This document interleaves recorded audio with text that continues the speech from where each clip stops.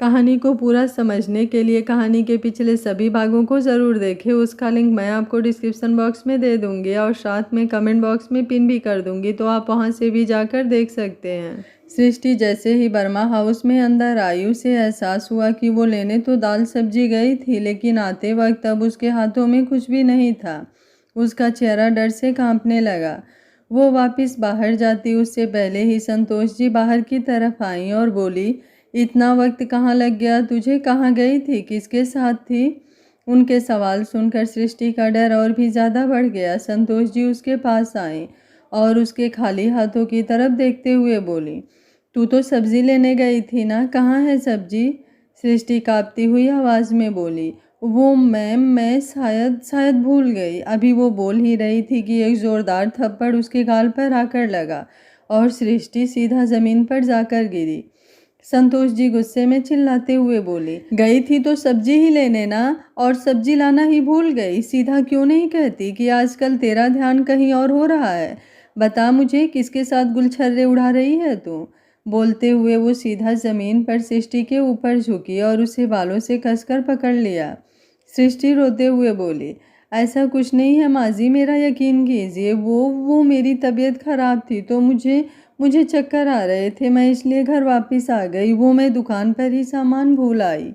संतोष जी गुस्से से दांत पीसते हुए बोली, लेकिन मेरी छाती पर बैठकर मूंग दलना तो कभी नहीं भूलती, मेरा खून पीना तो कभी नहीं भूलती। जब से इस घर में आई है तब से मनहूसियत फैला रखी है, वो मनहूसियत फैलाना तो कभी नहीं भूलती तू। सृष्टि रोते हुए बोली, आप मुझे बस 10 मिनट दीजिए, मैं अभी वो सामान लेकर आती हूँ। संतोष जी मुंह बनाते हुए बोली, हाँ तुझे एक बार फिर से जाने दूँ, एक बार गई तो 2 घंटे नहीं आई, इस बार गई तो कहीं हमारे नाम को मिट्टी में मिलाकर अपने किसी यार के साथ भाग न जाए। इतनी बेवकूफ़ नहीं हूँ मैं, दफ़ा हो जा यहाँ से, मैं खुद मंगा लूँगी सामान जो मुझे चाहिए होगा, जाकर बाकी की तैयारी कर। उनकी बात सुनकर सृष्टि ने अपना सिर हाँ में हिलाया और अपनी जगह से उठकर किचन की तरफ आ गई। किचन की तरफ आते हुए उसकी आंखों से आंसू बह रहे थे, जो दिल में हो रही तकलीफ को भी बयां कर रहे थे।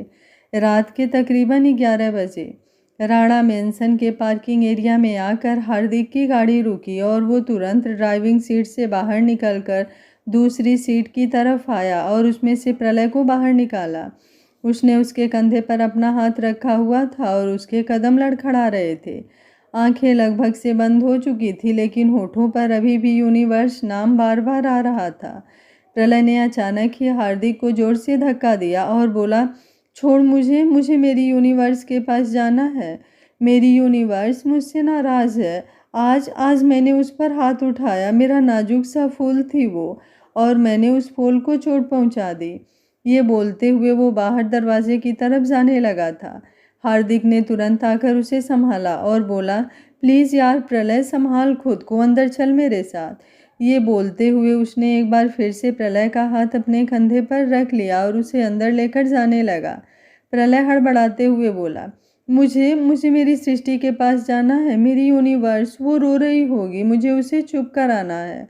हार्दिक उसे समझाते हुए बोला, नहीं रो रही होगी, तेरी यूनिवर्स बहुत समझदार है, तेरा गुस्सा दिल पर नहीं लगाएगी। प्रलय गुस्से से बोला, अगर वो इतनी ही समझदार है तो उसे ये क्यों नहीं समझ में आता कि इस दिल पर वो लग गई है, इस तरह से लग गई है कि अब उसके अलावा मुझे कोई दिखाई ही नहीं देता।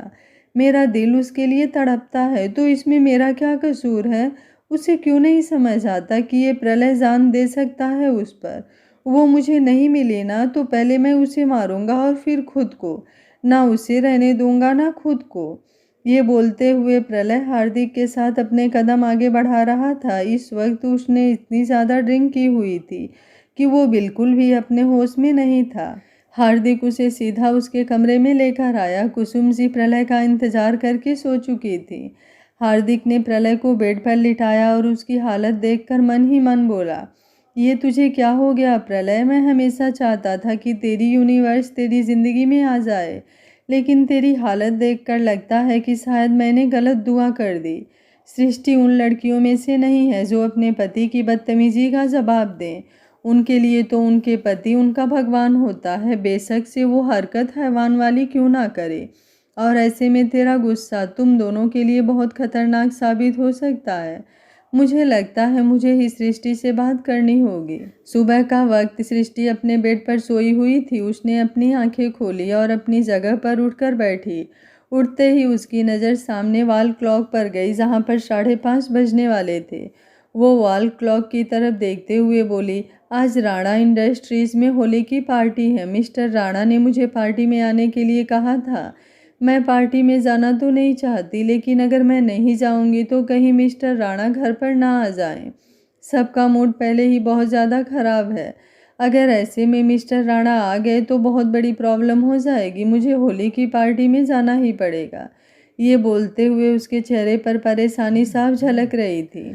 वहीं दूसरी तरफ प्रलय अभी भी आराम से सोया हुआ था कि तभी साइड टेबल पर रखा हुआ उसका फ़ोन बजने लगा। उसने अपनी आंखें खोली तो उसे ज़ोरों से अपने सिर में दर्द महसूस होने लगा। कल रात बहुत ज़्यादा ड्रिंक करने की वजह से उसका हैंगओवर अभी तक नहीं उतरा था। उसने फ़ोन को साइलेंट किया और फिर कुछ पल बाद अपनी आंखें पूरी तरह से खोलकर अपने फ़ोन की तरफ देखा।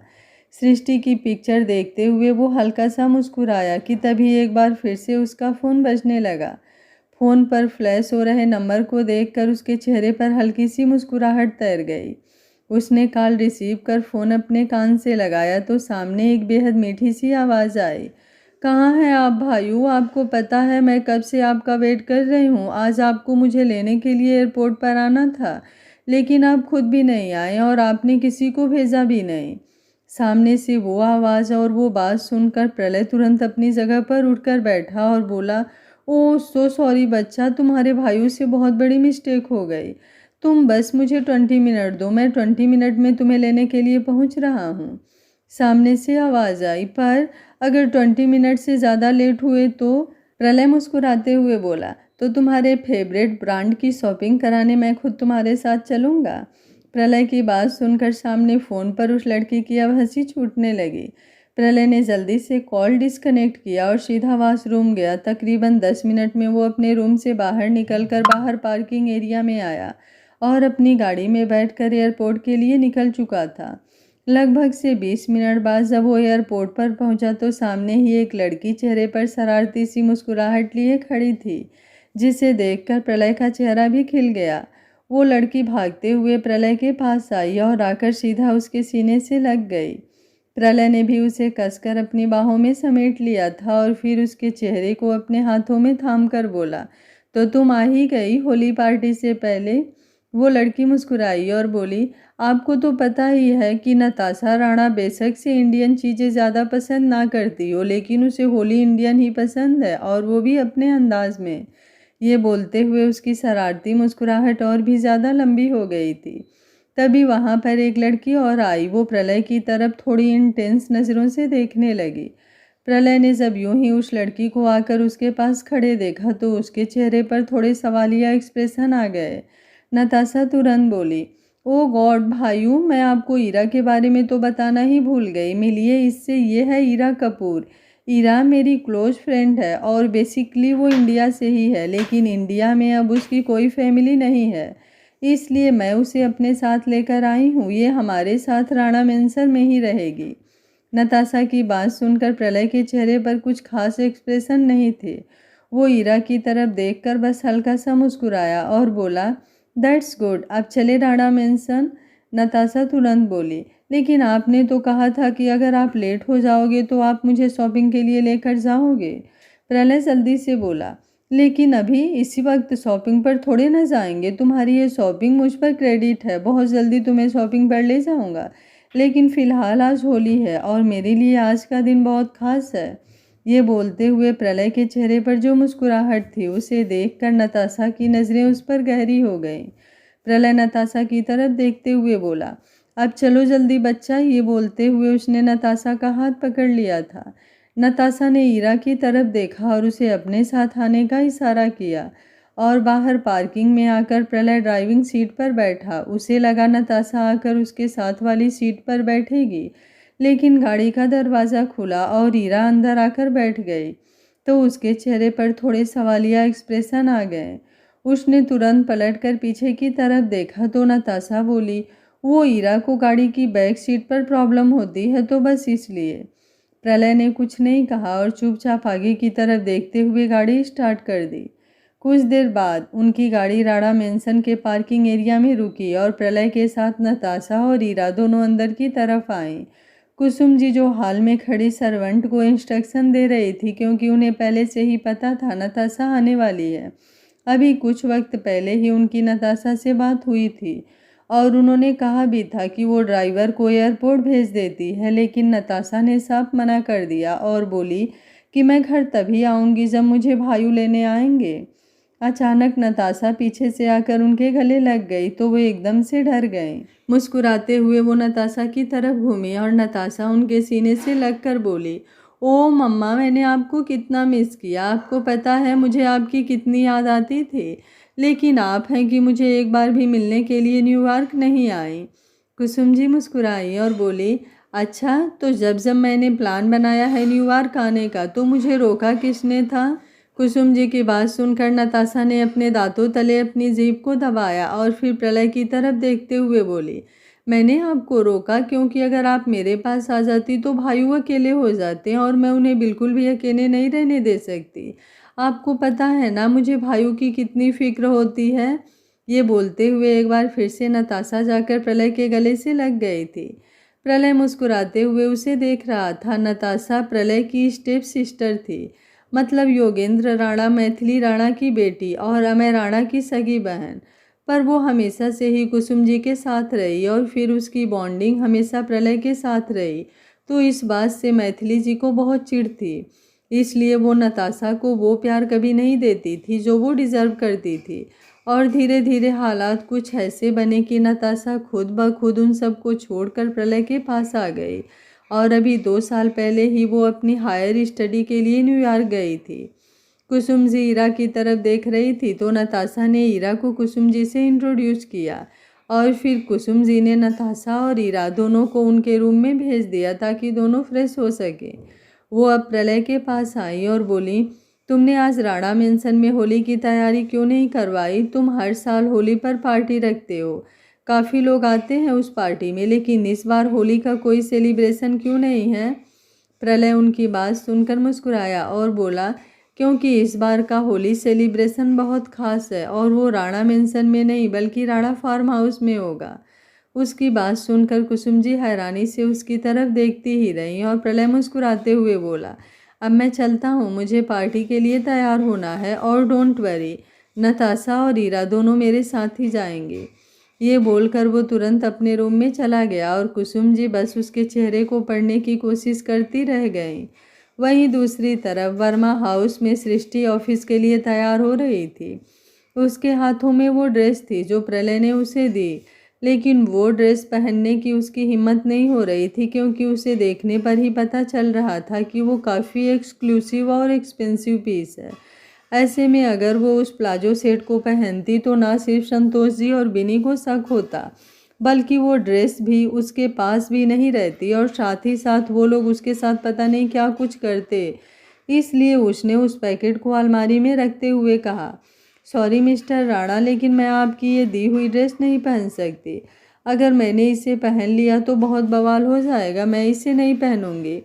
अभी वो बोल ही रही थी कि दरवाजे की तरफ से आवाज़ आई, क्यों नहीं पहनोगी? वो आवाज़ सुनकर सृष्टि की आंखें बड़ी हो गई। उसने तुरंत पलटकर दरवाजे की तरफ देखा तो वहाँ पर विनी को देखकर वो एकदम से हड़बड़ा गई और उसने जल्दी से अलमारी को बंद कर दिया। विन्नी चेहरे पर हल्की हल्की मुस्कुराहट लिए सृष्टि के सामने आकर खड़ी हुई और बोली, क्या हुआ? क्या छुपा रही हो मुझसे? और क्या नहीं पहन सकती तुम होली पार्टी पर? सृष्टि ने अपना चेहरा झुकाया और थोड़ा हड़बड़ाते हुए बोली, वो कुछ भी नहीं, मैं बस यही सोच रही थी कि होली की पार्टी है लेकिन उस पर हम अच्छे कपड़े तो पहन नहीं सकते, तो फिर ऐसे कौन से कपड़े पहन कर जाऊं जो खराब हो जाए तो बुरा भी नहीं लगे। विनी ने उसकी ठोड़ी पर अपनी 2 उंगलियां रखी और उसके चेहरे को अपनी तरफ उठाते हुए बोली, कितनी मासूम बनने की कोशिश कर रही हो ना तुम, पर तुम्हें क्या लगता है कि तुम मुझे पागल बना लोगी? बिल्कुल भी नहीं भाभी, बहुत अच्छी तरह से जानती हूँ मैं कि आजकल तुम्हारा चक्कर किससे चल रहा है, प्रलय राणा। विन्नी के मुंह से प्रलय राणा सुनकर सृष्टि के होश उड़ गए। विन्नी हंसी और बोली, वैसे तो मुझे इस बात से बहुत प्रॉब्लम होनी चाहिए, लेकिन वो क्या है ना, आखिर मैं भी तो एक लड़की हूँ और समझ सकती हूँ कि इस वक्त तुम किस हालात में हो। मेरे भाई से तुम्हें वो प्यार कभी मिला ही नहीं जो तुम्हें चाहिए था, तो तुम तो बाहर मुंह मारोगी ही। लेकिन कोई बात नहीं, मुझे तुम्हारी इस बात से कोई प्रॉब्लम नहीं है, और अगर तुम चाहो तो मैं तुम्हारी हेल्प भी कर सकती हूँ। सृष्टि को यकीन नहीं हो रहा था कि विनी उससे इस तरह की बातें कर रही है। वो पैनिक होते हुए बोली, ऐसा ऐसा कुछ नहीं है विनी, जैसा तुम समझ रही हो मेरे और राणा सर के बीच कुछ भी नहीं है। वो सिर्फ मेरे बॉस हैं और मैं उनकी एम्प्लॉई। इसके अलावा हम दोनों के बीच सच में और कुछ भी नहीं है। सृष्टि की बातें सुनकर विनी हंसने लगी और उसे हंसते हुए देखकर अब सृष्टि को डर लगने लगा। विनी हंसते हंसते रुकी और बोली, कितनी कमाल की एक्टिंग करती हो ना तुम, मैंने खुद तुम्हारी पिक्चर्स देखी है और तुम मुझे पागल बनाने की कोशिश कर रही हो। अच्छा चलो, तुम्हें ऐसे मुझ पर यकीन नहीं होगा तो क्यों ना मैं तुम्हें वो पिक्चर्स दिखाऊं। ये बोलते हुए विनी ने अपने हाथ में लिया अपना फ़ोन अनलॉक किया तो उस पर पिक्चर्स निकाल कर सृष्टि की तरफ घुमा दिया तो सृष्टि की आंखें हैरानी से फैल गई। वो पिक्चर्स कल शाम की थी, जब वो और प्रलय रिजॉर्ट से बाहर आकर सड़क पर एक दूसरे से बहस कर रहे थे। ऐसे में प्रलय का बार बार उसके करीब आना, उसे अपनी बाहों में थाम लेना, उसके सिर के पीछे अपना हाथ रखना और उसके चेहरे पर झुक जाना, वो सब उन पिक्चर्स में साफ दिखाई दे रहा था। सृष्टि की आंखों से आंसू निकलने लगे। विनी उसके आंसू देखकर मुस्कुराई और बोली, लगता है तुम ऐसे नहीं मानोगी, पर कोई बात नहीं, मेरे पास और भी तरीके हैं। क्यों ना मैं ये पिक्चर्स माँ को दिखाऊं और फिर वो खुद तुम्हें तुम्हारे मुंह से कबूल करवाएं कि ये पिक्चर्स और जो मैं कह रही हूँ वो सब सच है या नहीं। ये बोलकर वो संतोष जी को आवाज़ लगाने ही वाली थी कि सृष्टि ने तुरंत उसके आगे हाथ जोड़े और बोली, प्लीज़ प्लीज़ बिनी, ऐसा मत करो, मैं तुम्हारे आगे हाथ जोड़ती हूँ, देखो तुम मेरी बात को समझने की कोशिश करो। मैं मानती हूँ राणा सर मुझे पसंद करते हैं, लेकिन मेरे दिल में उनके लिए ऐसा कुछ भी नहीं है, मैं कसम खाकर कहती हूँ। ये बोलते हुए उसने अपनी गर्दन पर चिगोटी काटी और बोली, मेरे और राणा सर के बीच में सच में कुछ भी नहीं है, मैं उन्हें बिल्कुल पसंद नहीं करती। मैं बहुत जल्दी जॉब भी छोड़ दूंगी, प्लीज़ तुम घर पर ये सब बातें किसी को मत बताओ। विन्नी उसके चेहरे पर झलक रहा डर देखकर मुस्कुरा रही थी और इस वक्त उसके दिमाग में बहुत कुछ चल रहा था। वो एविल एक्सप्रेशंस के साथ बोली, अच्छा ठीक है, मैं तुम्हारे बारे में और तुम्हारे राणा सर के बारे में किसी को नहीं बताऊंगी, ना ही माँ को और ना ही भाई को, लेकिन तुम्हें वो करना होगा जो करने के लिए मैं तुमसे कहूँगी, और अगर तुमने वो नहीं किया तो उसके बाद तुम्हें माँ और भाई से कोई नहीं बचा सकता, तुम्हारा मिस्टर राणा भी नहीं। ये बोलते हुए विनी के चेहरे पर गुरूर भरी मुस्कुराहट थी और सृष्टि के पैरों तले जमीन खिसक चुकी थी। सुबह के तकरीबन 10 बजे प्रलय नताशा और ईरा के साथ फार्म हाउस में पहुंच चुका था। हालांकि वो ईरा को इन्वॉल्व नहीं करना चाहता था इस होली पार्टी में, लेकिन नताशा की फ्रेंड होने के साथ साथ वो राणा मेंशन की मेहमान भी थी, तो उसे भी पार्टी के लिए इनवाइट तो किया ही गया था। और नताशा ने भी जिद की कि वो ईरा को अपने साथ ही लेकर जाएगी, तो दोनों प्रलय की गाड़ी में ही राणा फार्म हाउस में आई थी। फार्म हाउस में आते ही प्रलय की नज़रें इधर उधर दौड़ने लगी थी, क्योंकि उन नज़रों को सृष्टि की तलाश थी, लेकिन फिर फिलहाल उसे सृष्टि कहीं भी नज़र नहीं आ रही थी। उसे सृष्टि नज़र आती भी कैसे, क्योंकि अभी तक सृष्टि वहाँ पर आई ही नहीं थी। प्रलय सृष्टि के लिए बेताबी महसूस करते हुए बोला, ओ गॉड यार, एक तो हमेशा से ही तुम्हारा इंतज़ार इतना ज़्यादा रहता है और आज तो ऐसा लग रहा है जैसे मैं वेट कर ही नहीं पाऊँगा। मुझे तुम्हें रंग लगाना है सृष्टि, इतना तो कन्फर्म है कि किसी और ने अभी तक तुम्हें रंग नहीं लगाया होगा। आखिर उन लोगों को होली से मतलब ही क्या होगा, लेकिन हम दोनों की आज पहली होली होगी और तुम्हारे गालों पर आज मेरे हाथों से रंग लगेगा और बहुत जल्दी तुम मेरे प्यार में भी रंग जाओगी। ये बोलते हुए उसके चेहरे पर मुस्कुराहट बिखर रही थी। तभी उसके सामने आकर ईरा खड़ी हुई। उसने ईरा को सवालिया नज़रों से देखा। ईरा प्रलय की तरफ देखते हुए बोली, मैं आपको सुबह से ही नोटिस कर रही हूँ, आप बहुत कम बोलते हैं, या शायद आप मुझसे ही थोड़ा कम बोल रहे हैं। प्रलय बिल्कुल नॉर्मल होकर बोला, नहीं, ऐसा नहीं है, मैं कम नहीं बोलता हूँ, बस इतना बोलता हूँ जितना ज़रूरी हो और उनसे ही बोलता हूँ जो ज़रूरी हो। उसकी बात सुनकर ईरा ने थोड़ा मुँह बनाया। उसे ऐसा लग रहा था जैसे प्रलय ने उसे इंसल्ट किया हो, लेकिन फिर भी वो मुस्कुराई और बोली, बहुत कुछ सुना है मैंने इंडिया की होली के बारे में। यहाँ पर लोग एक दूसरे को रंग लगाते हैं, लेकिन अभी तक आपको तो किसी ने रंग लगाया ही नहीं। आपको रंग पसंद नहीं है या फिर कोई खास वजह? प्रलय सामने दरवाजे की तरफ देखते हुए बोला, वजह तो बहुत खास है और तुम्हारे सामने जो खड़ा इंसान है वो भी बहुत खास है और उसे पहले रंग लगाने वाला भी बहुत खास होगा। ईरा उसे तिरछी नज़रों से देखते हुए बोली, आप सभी से ऐसे एटीट्यूड से बात करते हैं या फिर मेरे साथ कोई खास कारण? प्रलय मुस्कुराया और बोला, नहीं, कुछ भी खास नहीं। जो लोग मुझे अच्छे से नहीं जानते और जिन्हें मैं अच्छे से नहीं जानता उनके लिए कभी कुछ खास होता ही नहीं। Well, happy Holi. ये बोलकर प्रलय वहाँ से जाने लगा तो ईरा ने तुरंत उसका हाथ पकड़ लिया। प्रलय की आंखें बड़ी हो गई। उसने तुरंत अपनी नज़रें झुकाकर अपने हाथ की तरफ देखा तो ईरा उसके सामने आकर खड़ी हुई और बोली, मुझे नहीं पता आप इतना एटीट्यूड क्यों शो कर रहे हैं, लेकिन मैं बहुत सिंपल हूँ। मुझे बहुत पसंद है रंगों से खेलना, इसलिए तो स्पेशली होली मनाने न्यूयॉर्क से यहाँ पर आई हूँ। आपने तो मेरा इंडिया में वेलकम भी नहीं किया, लेकिन मुझे अच्छा लगेगा अगर आप मेरे दोस्त बने तो, इसलिए मैं आपको रंग लगाना चाहती हूँ। ये बोलकर उसने प्रलय के गालों पर अपने हाथ रखे और उसे अचानक से रंग लगा दिया। तो प्रलय का चेहरा गुस्से से कांपने लगा, लेकिन तभी उसकी नज़र सामने दरवाजे की तरफ गई तो अचानक ही उसकी चेहरे पर मुस्कुराहट आ गई और उस मुस्कुराहट को देखकर ईरा का चेहरा खुद ब खुद ब्लश करने लगा। वहीं जैसे ही सृष्टि ने प्रलय की तरफ देखा, उसे ईरा के साथ होली मनाते देख उसे चेहरे के एक्सप्रेशन थोड़े से बदले, लेकिन उसने तुरंत प्रलय पर से अपनी नज़रें हटा ली। तभी प्रलय की नज़र सृष्टि के साथ अंदर आई हुई विनी पर गई तो उसके चेहरे की भौहें तन गई। उसकी एक्सप्रेशंस चेंज होते देख हीरा तुरंत बोली, क्या हुआ प्रलय, आपको बुरा लगा क्या? सॉरी अगर आपको बुरा लगा हो। अभी वो बोल ही रही थी कि प्रलय ने उसकी कलाइयों को अपने हाथों से पकड़ा और उन्हें नीचे की तरफ करते हुए बोला, इसका हिसाब ज़रा बाद में होगा क्योंकि तुम प्रायोरिटी लिस्ट में नहीं हो। ये बोलकर प्रलय तुरंत वहाँ से सृष्टि की तरफ बढ़ गया। सृष्टि ने जैसे ही प्रलय को अपने करीब आते हुए देखा, उसके चेहरे पर डर झलकने लगा और उसने तुरंत चेहरा घुमाकर विनी की तरफ देखा जिसके चेहरे पर डेविल स्माइल थे। आज उसने सृष्टि के साथ एक डील की थी और उस डील में सबसे पहली शर्त ये थी कि वो उसे अपने साथ होली पार्टी में लेकर चलेगी। और सृष्टि को अब डर लग रहा था कि पता नहीं विनी के सामने प्रलय उससे क्या ही कह देगा। इस वक्त उसे ऐसा लग रहा था जैसे उसने नंगी तलवार पर अपने पैर रख रखे हों। वहीं प्रलय की नज़र पूरी तरह से सृष्टि पर थी। सृष्टि ने इस वक्त वही सफ़ेद प्लाजो सूट पहना हुआ था जो प्रलय ने उसे दिया था। उसे इस ड्रेस में देखकर प्रलय के चेहरे पर जो गुस्सा था वो मुस्कुराहट में बदलने लगा। वो उसके पास आया और सृष्टि की तरफ देखते हुए बोला, कब से इंतज़ार कर रहा था मैं तुम्हारा। प्रलय के मुंह से सीधी ऐसी बातें सुनकर सृष्टि की सांसें हलक में अटक गई। वहीं सृष्टि कोई जवाब देती उससे पहले ही विनी बोली, हेलो मिस्टर प्रलय, आपकी होली पार्टी तो काफ़ी मज़ेदार लग रही है।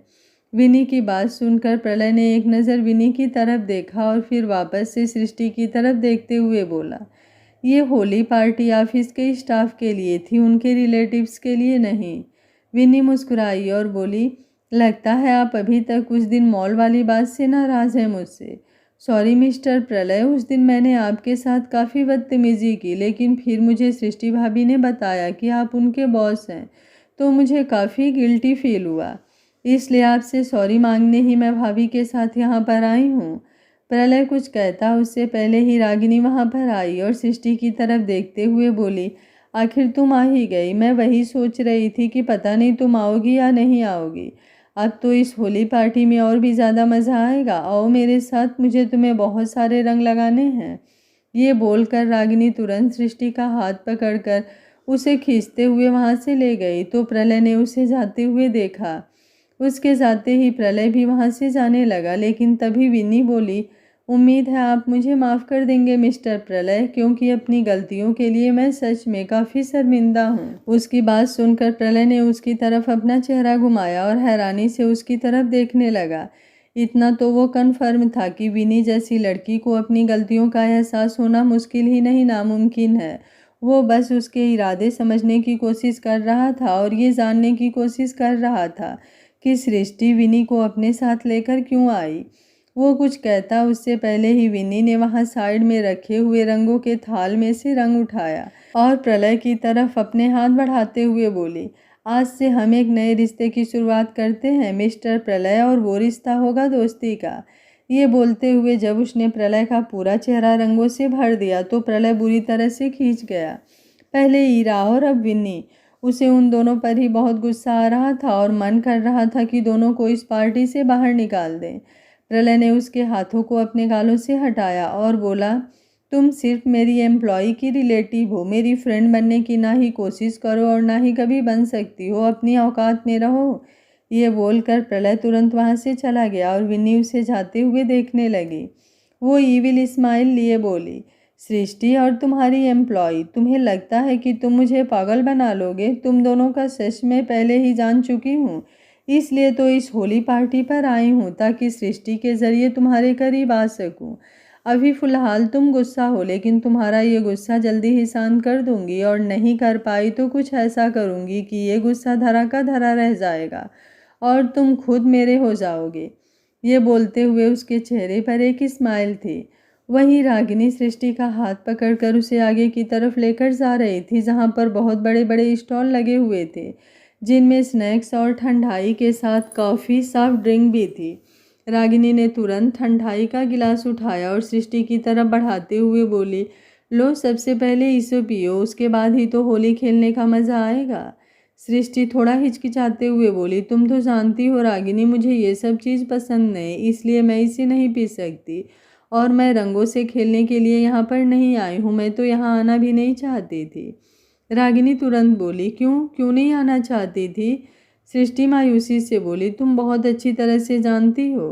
रागिनी तुरंत बोली, देखो सृष्टि, मुझे नहीं पता तुम्हारे और प्रलय सर के बीच क्या है, लेकिन मैंने उनकी आंखों में तुम्हारे लिए एक जुनून देखा है, और सच बताऊं तो भले ही आज तक तुमने मुझे कुछ नहीं बताया, लेकिन तुम्हारी सिचुएशन मैं जानती हूँ और बहुत अच्छी तरह से जानती हूँ। जैसे ही रागिनी ने कहा, सृष्टि के होश उड़ गए। रागिनी धीमे से बोली, प्लीज़ मुझे गलत मत समझना, लेकिन तुम्हारे चेहरे पर छाई तुम्हारी मायूसी ही सब कुछ बयां कर देती है। और तुम्हें याद है जिस दिन तुम अपना टिफ़िन मेरे पास भूल गई थी, उस दिन मैं तुम्हारा टिफ़िन देने तुम्हारे घर पर आई थी, और आते ही जो मैंने देखा उसके बाद ही मुझे सब समझ आ गया था, पर मैंने कभी तुम्हारे सामने कोई जिक्र नहीं किया। उसकी बातें सुनते हुए सृष्टि को काफ़ी शर्म महसूस हो रही थी। उसने अपना चेहरा झुका लिया तो रागिनी ने उसकी ठोड़ी पर अपना हाथ रखकर उसकी ठोड़ी को हल्का सा ऊपर की तरफ उठाया और बोली, कहने को बहुत कुछ है मेरे पास, लेकिन फ़िलहाल अभी मैं कुछ नहीं कहूँगी तुमसे, पर इतना ज़रूर कहूँगी कि अभी सब कुछ भूल कर ये होली का फेस्टिवल एंजॉय करो, और प्रलय सर को गलत मत समझो, वो बहुत अच्छे हैं। रागिनी की बातें सुनते हुए सृष्टि को बहुत अजीब लग रहा था। वो फिलहाल कुछ सोच समझ ही नहीं पा रही थी। रागिनी ने एक बार फिर से अपने हाथ में पकड़ा हुआ ठंडाई का गिलास उसकी तरफ बढ़ाया तो उसने उस गिलास को अपने हाथ में लिया और उसे पीने लगी। रागिनी ने मुस्कुराते हुए उसकी तरफ देखा। वहीं प्रलय, जिसे ईरा और वीनी दोनों रंग चुकी थी, वो तुरंत अब अंदर की तरफ आ गया और शावर के नीचे खड़ा था। उसने जल्दी से खुद को साफ किया और अलग से वाइट कलर का कुर्ता पजामा पहनकर वापस होली पार्टी में शामिल हो गया, क्योंकि उसे रंग सृष्टि से लगवाने थे और वो चाहता था जो रंग सृष्टि उसे लगाए उसके पहले उसके जिस्म पर कोई रंग ना हो।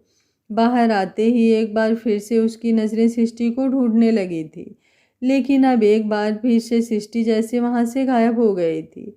वहीं दूसरी तरफ रागिनी ने जैसे ही सृष्टि की ठंडाई खत्म हुई उसे रंग लगाने के लिए थाल से रंग लिया और उसके गाल की तरफ बढ़ा दिया, लेकिन सृष्टि ने उसके हाथों को एकदम से रोका और बोली, नहीं, बिल्कुल नहीं। ये बोलकर वो हंसी और हंसते हुए ही रागिनी की तरफ देखती रही तो रागिनी की आंखें बड़ी हो गई।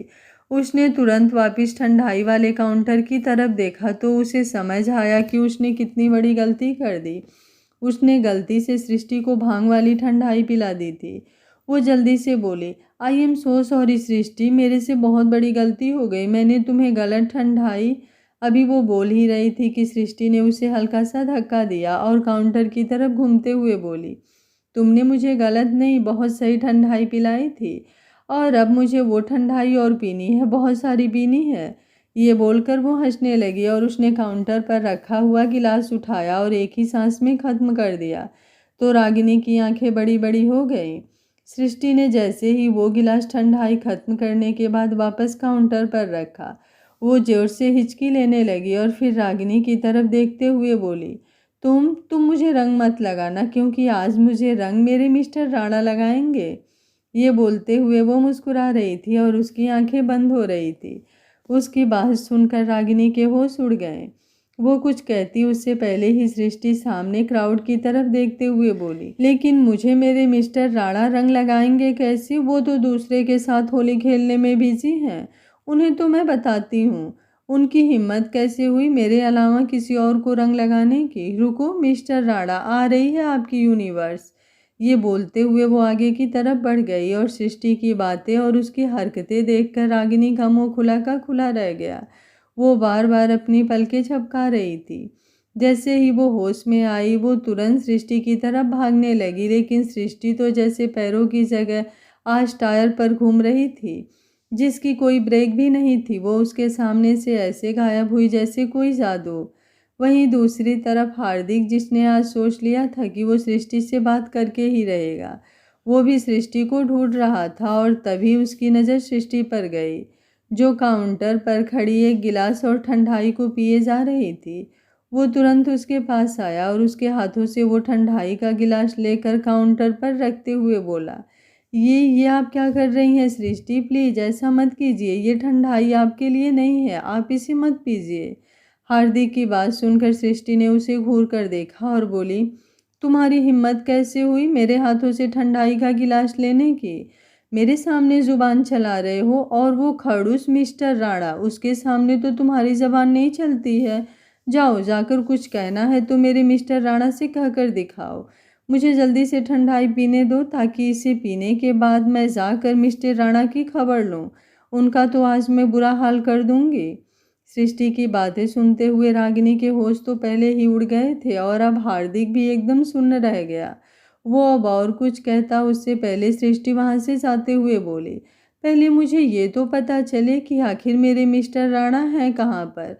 अगर वो किसी के साथ हुए ना तो आज मैंने उनका मर्डर कर देना है। ये बोलते हुए उसने अपने हाथ पंजे में बनाए और अपना मुंह भी किसी बिल्ली की तरह बनाने लगी। तभी प्रलय, जो कब से सृष्टि को ढूंढ रहा था, उसकी नज़र जैसे ही सृष्टि पर गई, वो तुरंत भागते हुए उसके पास आया, पर जैसे ही उसकी नज़र सृष्टि के लड़खड़ाते हुए कदमों पर गई, वो एकदम शॉक्ड हो गया। वो तुरंत उसकी तरफ बढ़ा और बोला, ये तुमने क्या पिया है यूनिवर्स? तुमने ठंडाई पी है? सृष्टि ने जोर से हिचकी ली और बोली, मैं आपको क्यों बताऊं मैंने क्या पिया है? आप होते कौन है मुझसे पूछने वाले? मिस्टर राणा, जाइए, जाकर आप उन तितलियों को रंग लगाइए जो आप पर मंडराए जा रही थी। मुझे आपसे कोई बात नहीं करनी। ये बोलकर सृष्टि वहां से जाने लगी तो प्रलय ने तुरंत उसका हाथ पकड़कर उसे वापस अपनी तरफ खींचा और बोला, ये तुम कैसी बातें कर रही हो यूनिवर्स? तुम नशे में हो, तुम मेरे साथ आओ, मैं तुम्हें अंदर लेकर चलता हूँ। सृष्टि ने तुरंत उसे खुद से दूर धक्का दिया और बोली, मैं कहीं नहीं जाऊंगी, मैं आपसे बात भी नहीं करूंगी। आपकी हिम्मत भी कैसे हुई उन दोनों चुड़ैलों से रंग लगवाने की? आपको पता है विनी कितनी बेकार है, वो मुझे बहुत परेशान करती है, लेकिन आपके सामने वो इतनी सुशील बन रही थी कि कभी उसने अपनी जबान भी ना चलाई हो। लेकिन वो बहुत बुरी है और आपने उसके साथ होली खेली, लेकिन मेरे साथ होली नहीं खेली, तो अब मैं आपसे नाराज़ हूँ।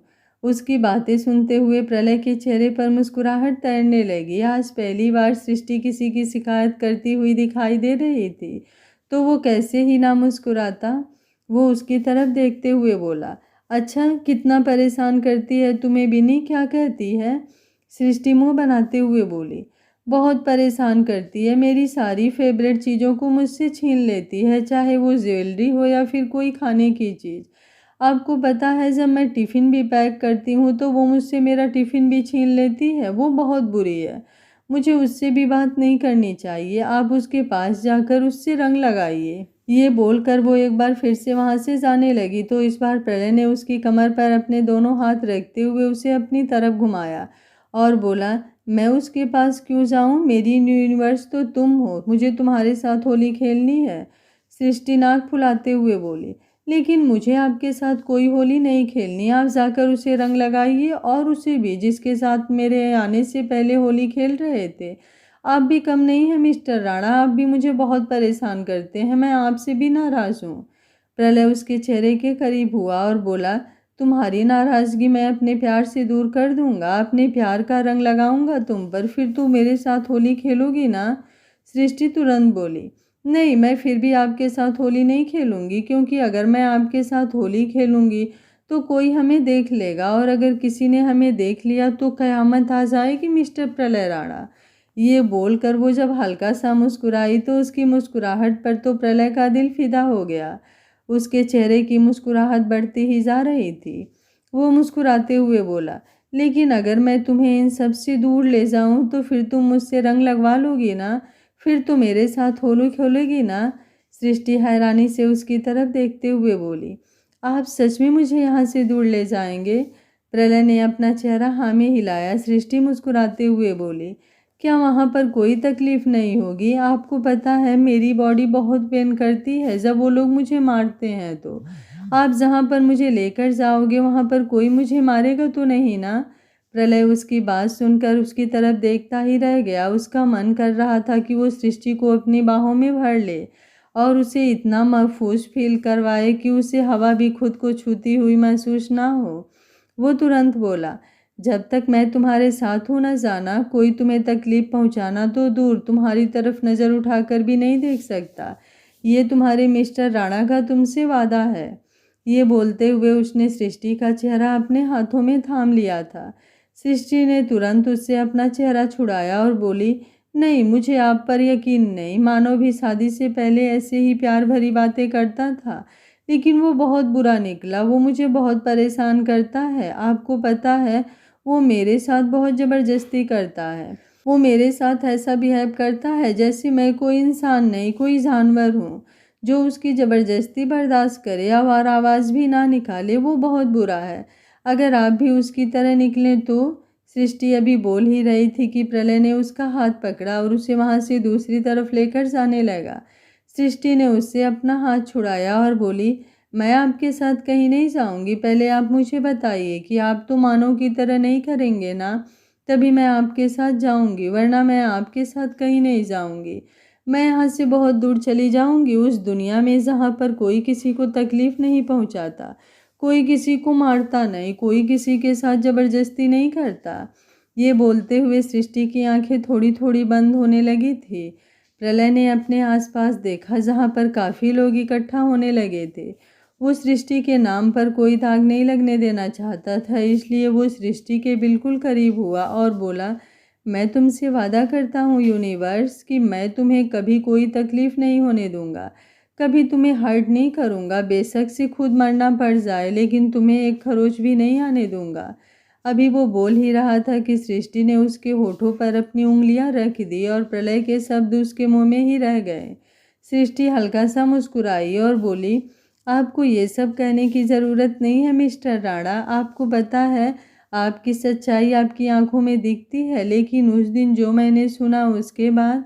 अभी वो बोल ही रही थी कि उसका सिर एकदम से गोल घूमा और उसने अपना सर प्रलय के सीने पर रख दिया। उसे यूं चक्कर खाते हुए देखा। प्रलय ने तुरंत उसका हाथ पकड़ा और उसे वहां से दूसरी तरफ ले गया। वो सृष्टि को लेकर पूल एरिया की तरफ आया और बोला, अब बताओ मुझे यूनिवर्स, क्या कह रही थी तुम? क्या देखा तुमने? सृष्टि ने अपने सर को खुजलाना शुरू किया और बोली, मैंने क्या देखा मिस्टर राणा? मैंने तो कुछ भी नहीं देखा। प्रलय बेसब्री से बोला, तुमने अभी अभी किसी बात का जिक्र किया था यूनिवर्स, बताओ ना मुझे, क्या देखा तुमने जिसके बाद तुम्हें? उसकी बात पूरी होती उससे पहले ही सृष्टि ने अपना सर नामे हिलाया और बोली, मुझे नहीं पता मैंने क्या देखा, मैंने कुछ भी नहीं देखा। और आप ये मुझसे बातें क्या कर रहे हैं? अब आपको मुझे रंग नहीं लगाना क्या? और आपका रंग कहाँ गायब हो गया? आपको तो रंग लगा हुआ था ना, लेकिन अब तो आप पर कोई भी रंग नहीं है। प्रलय मुस्कुराया और बोला, क्योंकि मैं मेरी यूनिवर्स के हाथों से रंग लगवाना चाहता हूँ, मेरी यूनिवर्स मुझे रंग लगाएगी ना? सृष्टि मुस्कुराई और बोली, हाँ मैं आपको रंग लगाऊंगी, लेकिन रंग है कहाँ पर? ये बोलते हुए उसने अपना चेहरा घुमाकर इधर उधर देखा, लेकिन उसे कहीं भी रंग नजर नहीं आ रहा था। वो मायूसी से बोली, यहाँ पर तो रंग है ही नहीं, क्या अब हम होली नहीं मनाएंगे? प्रलय मुस्कुराया और बोला, हम मनाएंगे ना होली, हम क्यों नहीं मनाएंगे? तुम यहीं रुको, मैं अभी रंग लेकर आता हूँ। ये बोलकर प्रलय मुस्कुराते हुए वहाँ से चला गया। उसके जाते ही सृष्टि ने एक बार फिर से अपने आसपास चेहरा घुमाया और बोली, लेकिन अगर मैं यहाँ पर मिस्टर राणा को रंग लगाऊंगी और मुझे किसी ने देख लिया तो? नहीं नहीं, मैं किसी को हमारे बारे में पता नहीं लगने दूंगी, वरना मेरी फिर से पिटाई हो जाएगी। मुझे मुझे अंदर जाकर छुपना होगा। हाँ मैं अंदर जाती हूँ। ये बोलकर वो तुरंत वहाँ से उठी और सीधा फार्म हाउस के अंदर चली गई, जहाँ पर फिलहाल किसी की भी एंट्री बैन थी। लेकिन वो खिड़की की तरफ से आई तो किसी को पता ही नहीं चला। प्रलय को बिल्कुल पसंद नहीं था कोई उसके पर्सनल स्पेस पर आए, इसलिए उसने वहाँ पर सबकी एंट्री बैन की हुई थी। वहीं जैसे ही प्रलय बाहर गार्डन एरिया की तरफ आया, उसने अभी रंगों की प्लेट उठाई ही थी कि विनी उसके सामने आकर खड़ी हुई और बोली, आप कहाँ गायब हो गए थे मिस्टर राणा? मैं कब से आपको ढूंढ रही थी। सृष्टि भाभी भी मुझे नहीं मिल रही हैं। क्या आपको पता है वो कहाँ है?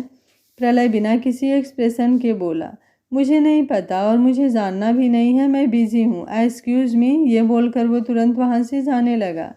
विनी ने जल्दी से उसका रास्ता रोका और बोली, आप तो मुझसे ढंग से बात भी नहीं करते, लगता है आप अभी तक मुझसे नाराज़ हैं। प्लीज़ नाराज़गी छोड़ दीजिए ना मिस्टर प्रलय राणा, हम एक नई शुरुआत भी तो कर सकते हैं ना? प्रलय अब थोड़ा सर्द लहजे में बोला, शुरुआत करने से पहले अंत ज़रूरी होता है, और तुमने जो बदतमीज़ी की थी उसके बाद तुमसे मेरी नफ़रत और मेरे गुस्से का अंत कभी हो ही नहीं सकता।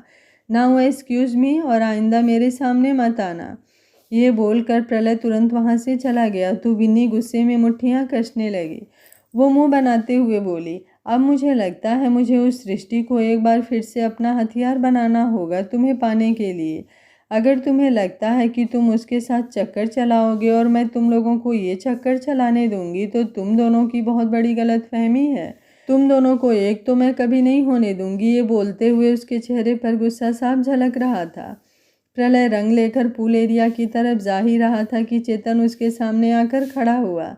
चेतन उसका पुराना दोस्त था जो आज की होली पार्टी में शामिल हुआ था। उसके हाथों में रंग थे।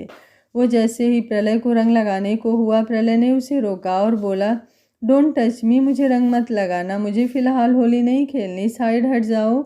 उसे यूं रंगों से मना करते देख चेतन तुरंत बोला, क्यों, क्या हुआ? मुझे ज़रा भी रंग नहीं लगाने देगा क्या?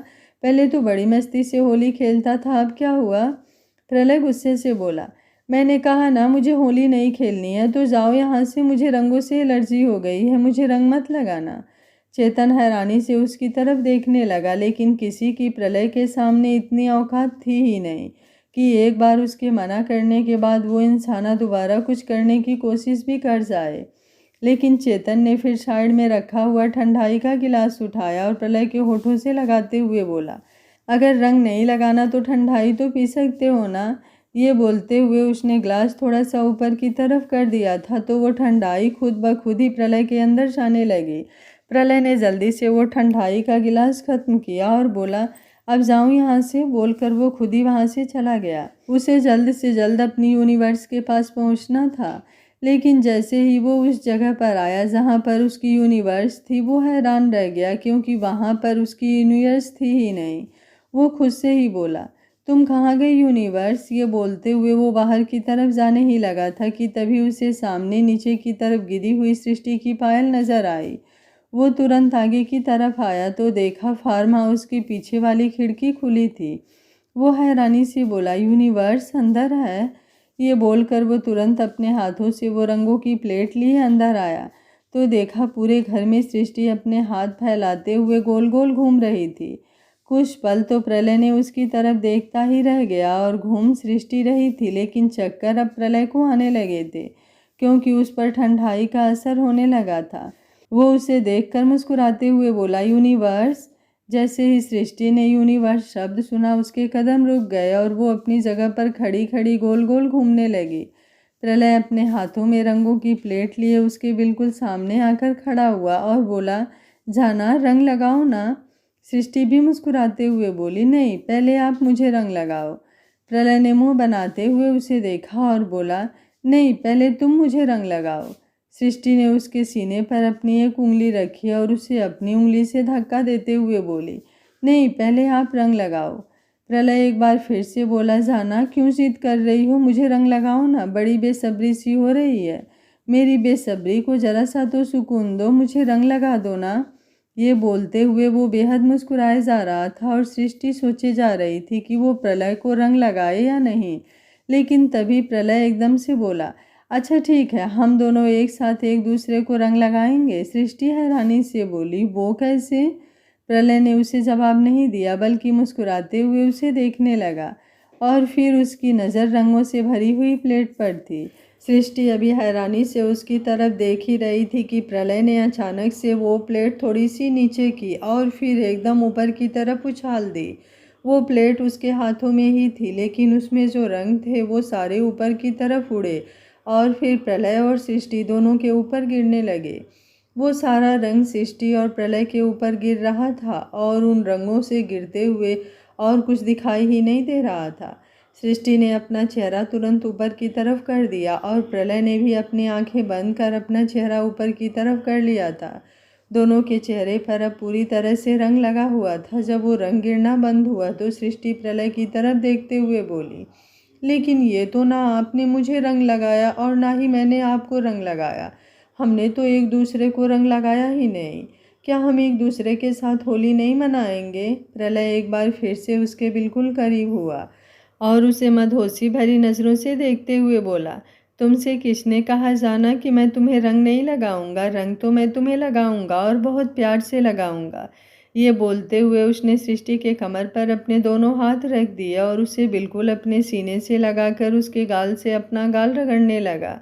तो सृष्टि एकदम से सिहर उठी।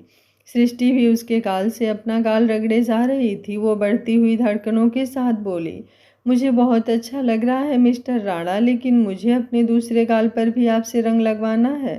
प्रलय ने उसके गाल से अपना हाथ हटाया और फिर उसके दूसरे गाल से अपना गाल लगाकर बोला, मैं तुम्हें पूरी तरह से अपने रंग में रंग लूँगा यूनिवर्स, क्योंकि ये रंग सिर्फ होली का नहीं, मेरे प्यार का है। ये बोलते हुए उसने नीचे होकर सृष्टि को अपनी गोद में उठा लिया। तो सृष्टि ने तुरंत अपने हाथ उसके कंधे पर रख दिए।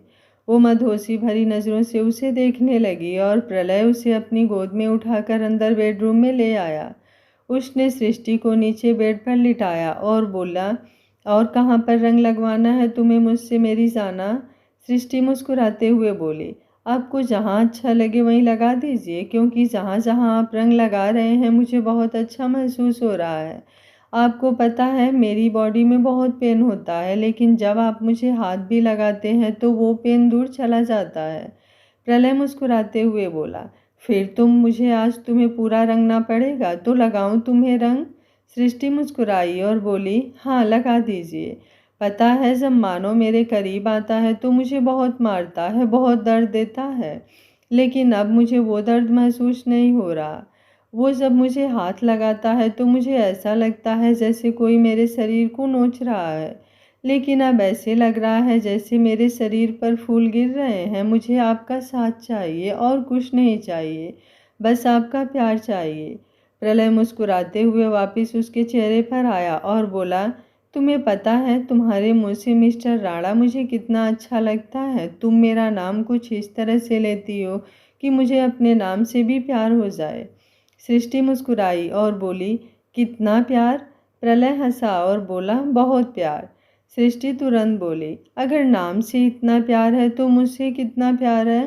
प्रलय उसे थोड़ी सी तिरछी नज़रों से देखकर बोला, बताओ कैसे प्रूफ करूं मैं अपना प्यार? सृष्टि मुस्कुराते हुए उसे देख रही थी।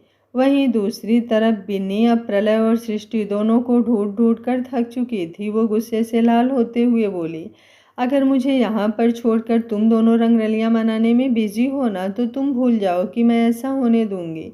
मैं ऐसा बिल्कुल भी नहीं होने दूंगी। अगर तुम दोनों यहाँ बाहर नहीं हो तो ज़रूर तुम दोनों अंदर की तरफ होगे। अब मुझे अंदर जाकर ही चेक करना होगा। ये बोलकर वो तुरंत फार्म हाउस के अंदर वाले दरवाजे पर आई, जहाँ पर 4 सिक्योरिटी गार्ड खड़े थे। लेकिन उन्हें पूरी तरह से नज़रअंदाज कर वो अंदर की तरफ जाने लगी तो सिक्योरिटी गार्ड ने तुरंत दरवाज़ा बंद किया और उसके सामने आकर खड़े हो गए। बिन्नी गुस्से से कांपते हुए उन चारों को देखने लगी। नताशा, जो होली खेलने में बिजी थी, ईरा उसके पास आई और उसे देखते हुए बोली, तुम्हें पता है मैंने प्रलय को रंग लगाया था, लेकिन उसने मेरा लगाया हुआ रंग साफ कर लिया। मुझे ऐसा लगता है जैसे पहले तो मुझे पसंद करता ही नहीं है। नताशा, जिसने इस वक्त ठंडाई पी हुई थी, वो हंसते हुए बोली, ओह रियली? तो तुम्हें क्या लगता है कि तुम जाकर भाइयों को रंग लगाओगी और भाइयों तुम्हें क्या कहेंगे कि हाँ आओ आओ हम दोनों होली खेलते हैं? और सीरियसली मेरे भाइयों के ना स्टैंडर्ड बहुत ज़्यादा हाई हैं। वो यूं ही किसी लड़की से हाथ तक नहीं मिलाते, होली खेलना तो दूर की बात। अगर उन्हें इम्प्रेस करना है तो कुछ सोचो, कुछ ऐसा कि वो तुम्हें खुद से दूर ही ना कर पाएं। ईरा तुरंत बोली, ऐसा क्या करूं मैं, तुम ही बता दो। नताशा के चेहरे पर हल्की शरारती मुस्कुराहट आ गई। उसने तुरंत जाकर टेबल पर रखी हुई ठंडाई का गिलास उठाया और ईरा की तरफ बढ़ा दिया। ईरा मुंह बनाते हुए बोली, तुम्हें पता है मैं ये सब नहीं पीती। I don't like this. Holi भी मैं सिर्फ तुम्हारे कहने पर मना रही हूँ, क्योंकि तुमने कहा कि प्रलय को होली का फेस्टिवल पसंद है। मुझे बस उसे इम्प्रेस करना है। नताशा मुस्कुराते हुए बोली, तो तुम्हें इतना तो पता ही होगा कि लड़कों को इम्प्रेस कैसे किया जाता है। बस वही ट्रिक अपनाओ। भाइयों थोड़े एटीट्यूड वाले हैं, लेकिन है तो भाइयों ही ना। और बॉयज़ की क्या कमज़ोरी होती है ये तुम बहुत अच्छी तरह से जानती हो। नताशा की बातें सुनते हुए ईरा के चेहरे पर एक लंबी सी स्माइल आ गई थी। क्या बात है, कहानी आप लोगों को पसंद नहीं आ रही है? आप लोगों के कमेंट बहुत कम आ रहे हैं। कहानी आप लोगों को जैसी भी लग रही है, आप कमेंट बॉक्स में अपनी राय ज़रूर दे सकते हैं। हमें आप लोगों के कमेंट का इंतज़ार रहता है और आगे बढ़ने के लिए हौसला भी मिलता है।